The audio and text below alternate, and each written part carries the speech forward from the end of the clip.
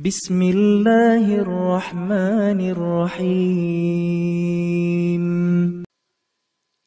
Tadi disampaikan bahwa kajian itu di masjid, bukan di rumah.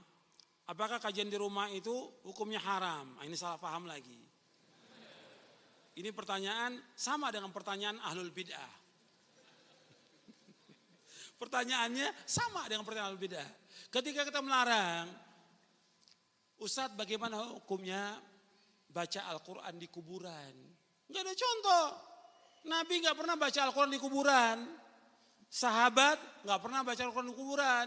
Para tabi'in enggak. Nabi suruh baca Quran di rumah dan juga di masjid. Apa kata mereka? Salafiyin melarang kita baca Al-Quran. Sama dengan Ahlul Bidah tadi pertanyaan itu, sama dengan Ahlul Bidah. Ahlul Bidah bilang Salafiyin melarang kita. Saya ambil contoh lagi. Ketika kita jelaskan bahwa perayaan Maulid Nabi nggak ada contoh. Ada nggak contohnya? Nggak ada contoh perayaan Maulid Nabi. Di zaman Nabi SAW, sahabat, tabiin, sampai zaman Imam Syafi'i nggak pernah ada. Kemudian kita katakan nggak ada contoh. Ini perbuatan beda. Apa kata Ahlul Bidah? Oh ini Ahlus Sunnah melarang kita mencintai Rasulullah. Betul nggak seperti itu? Ini orang-orang Wahabi ini melarang kita mencintai Rasulullah. Mencintai Rasulullah hukumnya apa? Wajib. Wajib mencintai Rasulullah. Tapi bukan mengadakan perayaan Maulid. Paham nih? Banyak Ahlul Bidah seperti itu. Ya. Seperti kita melarang orang untuk tahlilan. Kata mereka apa? Kita nggak boleh baca la ilaha illallah, nggak boleh. Sama kelompok Wahabi kata mereka. Jadi yang kita katakan tahlilan gak ada contohnya. Gak ada contoh. Gak ada. Dilihat dimanapun gak ada. Bahkan Imam Syafi'i pun gak pernah melakukan. Tanya kepada kiainya mana contohnya tahlilan itu. Apa jawaban kiainya? Memang orang-orang salaf itu melarang kita baca la ilaha illallah. Padahal la ilaha illallah itu harus terus kita ucapkan. Tapi begitulah jawabannya dari Ahlul Bidah. Sekarang kita ngikut nih. Saya katakan ngaji itu di masjid, bukan di rumah. Apa di rumah diharamkan? Karena antum lihat, maslahat di masjid dengan di rumah, maslahatnya di mana? Kan kita dikasih akal yang waras. Iya, disuruh berpikir. Ini masjid, antum lihat kan yang datang banyak ini masjid. Semua orang bisa datang. Tapi kalau di rumah, nggak enak kan orang. Saya nggak diundang, masa saya mau datang? Tadi dianggap saya pengen makan lagi di rumah itu. Iya nggak? Akhirnya apa? Yang datang khusus orang-orang kaya saja. Yang miskin ditinggalkan. Sama seperti orang, ada tren sekarang ngadakan pengajian di hotel-hotel. Kenapa harus di hotel? Bayar lagi 4 juta. Ada yang bayar 6 juta.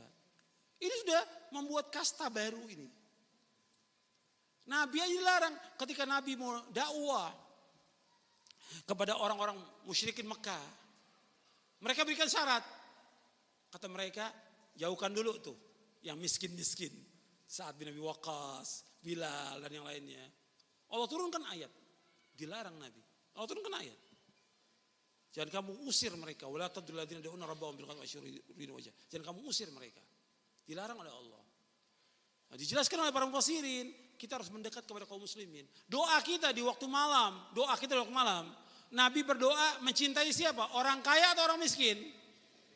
Wa hubbal masakin, cinta kepada orang miskin. Kalau di rumah yang jalan kaki, yang gak punya kendaraan, malu. Yang datang semua pakai mobil, pakai motor.